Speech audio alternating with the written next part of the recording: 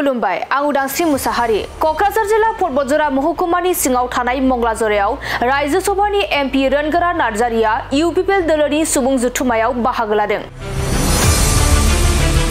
परबतजरायाव council बिसायख'थिनि थाखाय रायजो सभानि एमपि रोनगोरा नार्जारिया इउपिपिएल दोलोनि सायख'जानाय बिजाथि प्रसेन कुमार ब्रह्मनि जानानै मंगलाजरा गेलेग्रा फोथाराव फोसावदिं मेलायाव बाहागो लादों।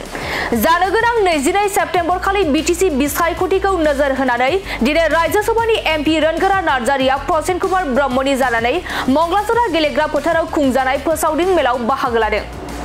मख'नो गोनांदि मंगलाजरा गेलेग्रा फोथाराव खुंजानाय इउपिपिएल दोलोनि बे फोसावदिं मेलाव गोबां रायजो राजाफोरा लोब लोब फैनानै बाहागो लाफैदों। रायजो सभानि एमपि रोनगोरा नार्जारिया बे फोसावदिं मेलाव बाहागो लानानै खौरांगिरिनि गेजेरजों दिनैसिम परबतजरायाव बिपिएफनि दैदेनगिरिफोरानो खामानि मावनो थाखाय सुबिदा मोनदोंमोन, नाथाय हाग्रामा महिलारिया जेबो खामानि मावना होनो हायासै। नाथाय प्रमद बर'आ 5 बोसोराव बे ओनसोलाव सान्थि आरो जौगानाय लाबोनो हाबाय होनना बुंथियो। दानिया फैदो बिथां रोनगोरा नार्जारिया मा बाथ्रा फोरमायखो जों आबुङै मिथिना लानि। परबतजरा आफाद रायजो राजाफोरनो मोनसे मोजां खौरां आं दिनै होनो सानदों। नोंथांमोना एबार प्रसेन ब्रह्म बिथांखौ देरहाहो आरो प्रसेन ब्रह्म बिथांखौ रायजो राजाफोरा जेरैबायदि लुबैदों परबतजराखौ जौगाहोनो थाखाय इएम दरखार खालामदों। इएम जुदि नांगौ होननानै बियोब्ला आङो परबतजरानि आफाद रायजो राजाफोरनि दाबिजों आं गसंफागोन। प्रसेन ब्रह्मखौ जों इएम होगोन आरो नोंथांमोना प्रसेन ब्रह्मखौ देरहानांगोन। गमामायैनो इउपिपिएलआ सिम सरकार दाफिनोबा नोंथांमोना रायजोनि थाखाय मा थांखि बिथांखि लानानै खामानि मावनो थांखि लादों? मोनसे खोथायाथ' स्पष्ट, प्रमद बर' बिथांनि दैदेननायावहाय 5 बोसोर जोङो सालायबाय आरो बे 5 बोसोराव जोंनि बड'लेण्ड ओनसोलाव खुनु दावराव दावसि गैया। जों गोजोन अनलायनायनि गेजेरजों दिनै खामानि मावगासिनो दङ।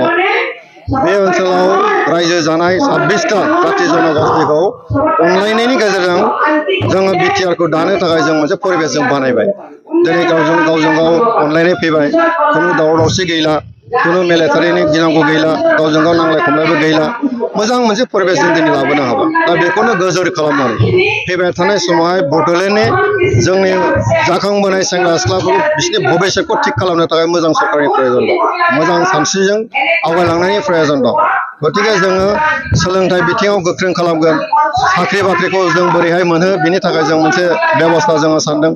दिनै मोनसे जों स्किम बानायबाय अलरेडि, जे बड'फा उपेन्द्र ब्रह्मनि नामाव सुपार 50 स्किम।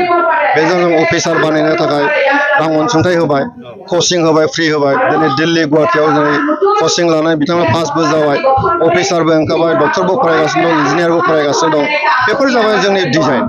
आबादारिफोरनि थाखायबो जोंहा मोनसे डिजाइन दङ, आइजोफोर जौगानायनि थाखायबो जोंहा मोनसे डिजाइन दङ, गथ' गथायफोरखौ जोथोन लानायनि थाखाय जोंहा मोनसे डिजाइन दङ। मोनफ्रोमबो जे मोनसे डिपार्टमेन्ट, बे डिपार्टमेन्टखौ मोजां मोनसे डिजाइन खालामनानै बिटिआरखौ जौगासार बिटिआर हिसाबै लांनाय जोंहा मोनसे डिजाइन दङ आरो बेखौनो लानानै जों आइ आफाफोरनि खाथियाव दिनै भट बिनो थांदों। आरो जोंहा मोनसे फोथायनाय दं जे एबार आरो रायजो राजाफ्रा इउपिपिएलखौ फोथायगोन आरो ट्रेक्टरनि सावगारियाव भट होनानै जोंखौ देरहासार खालामगोन आरो फैबाय थानाय 5 बोसोराव जोंखौ बिटिआरनि गोजोननि थाखाय जौगासार बिटिआर दानांगौनि थाखाय जोंखौ मदद होगोन। गमामायैनो इउपिपिएलआ सरकाराव फैमारोबा परबतजरानिफ्राय थारैनो इएम होमारगोन नामा?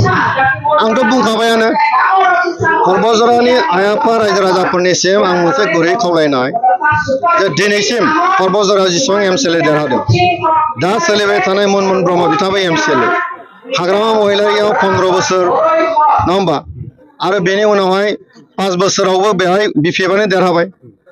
दिनै खनब्रै बिसायख'थियाव बिपिएफआनो परबतजरानि आइ आफा रायजो राजाफोरनि थाखाय खामानि मावनो सुबिदा मोन्दोंमोन। नाथाय बे खनब्रैयावबो 20 बोसोराव हाग्रामा महिलारि जेबो खालामनो हादिया। खिन्थु प्रमद बर'आ बे 5 बोसोरावहाय बे ओनसोलाव सान्थि लाबोबाय, बे ओनसोलनि लामा बानायनायाव जों गोबां माखासे स्किम लाबाय, बेखौ नोंथांमोना बयबो नुगासिनो दङ। बे ओनसोलाव जौगाहोनो थाखाय जों मोनसे रेल कच फेक्टरि जों दिनै बहायनो हाबाय। जोंनि एकर्डनि गेजेरजों जिखिनि फैनाय क'क्राझारनिफ्राय रुपसिसिम राजा लामा जाबाय नङा होमबा। दा जोंहा माखासे कानेक्टिं रड बेबो दा सेंसन जानानै दङ। बहाय ITA फैबाय, लोगोसे साब डिभिजननि जे अफिसफोर दङ बेखौ मोजाङै जोङो सेटआप खालामनांगौ दं। माखासे जाबाय, माखासे खालामनांगौ दङ।